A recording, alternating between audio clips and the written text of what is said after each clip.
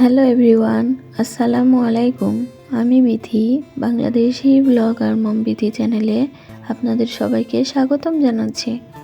কাছে এবং দূরে, দেশ এবং দেশের বাহিরে যে যেখান থেকে আজকের ভিডিওটি দেখছেন, আশা করি সকলে ভালো আছেন, সুস্থ আছেন। আলহামদুলিল্লাহ, আমরাও ভালো আছি। আগের ভিডিওতে আপনারা দেখেছিলেন যে আমি কিছু আলু চিপস বানিয়েছিলাম। তো আলু চিপসগুলো আজকে শুকিয়ে গেছে। আমি একটা পরিষ্কার বয়ামের ভিতরে এগুলা ঢুকিয়ে রাখবো। এগুলা দীর্ঘদিন পর্যন্ত ভালো থাকে। আপনাদের যখনই ইচ্ছা করবে মুখরোচক খেতে, তখনই জাস্ট ভেজে নিলে হয়ে যায়। আমি এখন সবগুলাই ঢুকিয়ে রাখবো। আর এদিকে আরও কিছু আলু নিয়ে এসেছে, যেন আমি আলু চিপস বানাতে পারি, সেই জন্য। তো ওগুলা সময় সুযোগ বুঝে আমি করে নেব। এখন সবগুলো আমি বয়ামের ভিতর ঢুকিয়ে নিয়েছি। আর ভিডিও শুরুতে আপনারা দেখেছেন যে আমি মুরগির মাংস ধুচ্ছিলাম। আসলে এখন সন্ধ্যার পরের কাজকর্মগুলো আপনাদের সাথে শেয়ার করছি। আমি এখন ইফতার পরে রান্না করব। বিকেলের দিকে আমার শরীরটা ভালো ছিল না, সেজন্য আজকে রান্না বান্না করিনি। ইফতার পরে একটু বিশ্রাম করেছি, তারপরে এখন রান্না করতে এসেছি। আজকে আমি দেশি মুরগি দিয়ে পেঁপে রান্না করব। তার আগে মাটির চুলাটা ধরিয়ে দিয়েছি। এখন আমি ঘরে যাচ্ছি, পেঁপে আনতে ভুলে গিয়েছিলাম, তাই পেঁপেটা নিয়ে আসছি।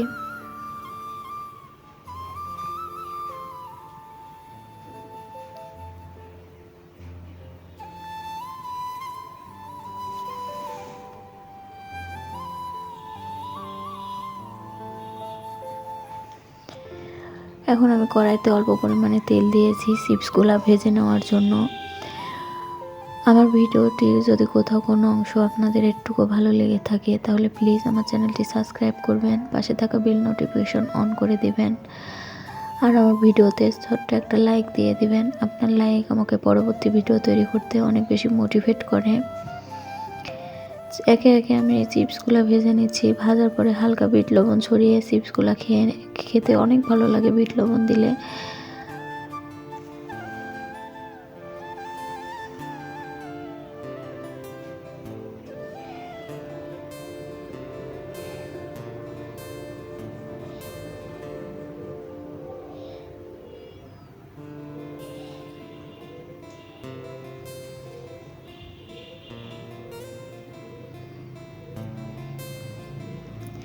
তারপরে আমি চিপসগুলো ভেজে হালকা বিট লবণ ছড়িয়ে দিব।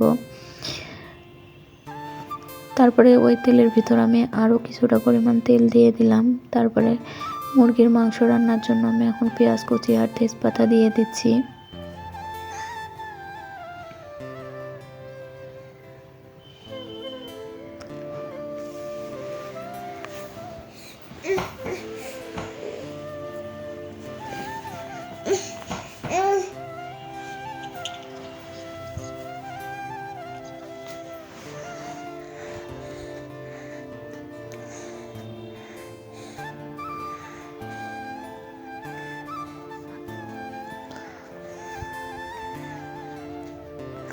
পেঁয়াজটা ভেজে নেওয়ার পরে আমি এখন এর মধ্যে মশলাগুলো দিয়ে দিয়েছি। এর মধ্যে আদা বাটা, রসুন বাটা, কাঁচামরিচ বাটা, শুকনো মরিচের গুঁড়ো, ধনের গুঁড়ো, জিরের গুঁড়ো, লবণ, হলুদের গুঁড়ো দিয়ে মশলা ভালো করে কষিয়ে নিচ্ছি।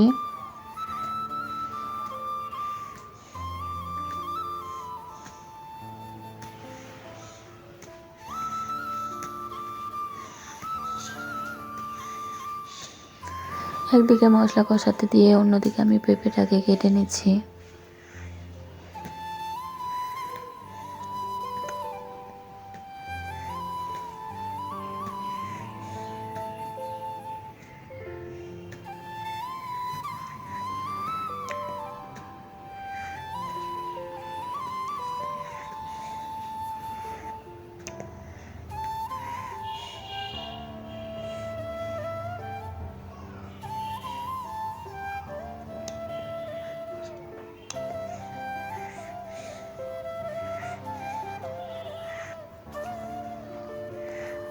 তারপরে মশলাটা আমার হালকা কষানো হয়েছে। আমি আরও কিছুক্ষণ কষিয়ে নেব, যতক্ষণ না মশলা থেকে তেল ছেড়ে যায় ততক্ষণ ভালো করে ঢেকে ঢেকে কষে নিচ্ছিলাম।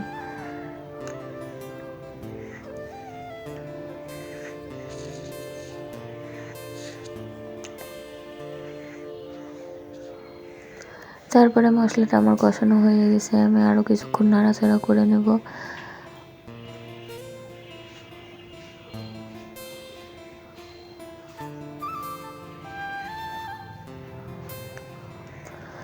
মাটির চুলাটা অনেক বেশি জ্বলছিল, সেই জন্য আমার রান্নাটা খুব তাড়াতাড়ি হয়ে গেছে। মশলা থেকে তেল ছেড়ে দিয়েছে। আসলে আজকে আমি কাঁচামরিচ বাটাটা বেশি ব্যবহার করেছি, আর গুঁড়া মরিচটা খুবই সামান্য পরিমাণ দিয়েছি। সেই জন্য কালারটা হয়তো বা টকটকা লাল হবে না, কিন্তু এই কালারটাও আমার কাছে অনেক বেশি ভালো লাগে। কাঁচামরিচের তরকারি আসলে সেন্টটাও আমার কাছে অনেক বেশি পছন্দ। তারপর আমি পেঁপে আর মাংসটা দিয়ে খুব ভালো করে কষিয়ে নেব।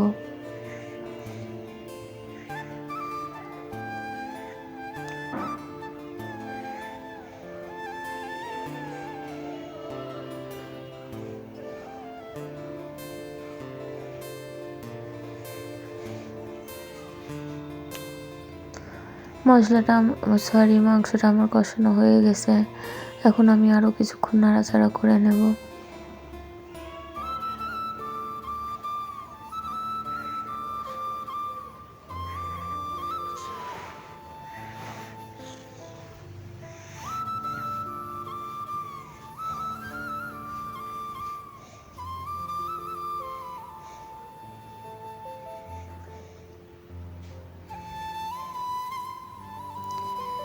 তারপরে আমি এখন ঝোলের পানি দিয়ে দিচ্ছি।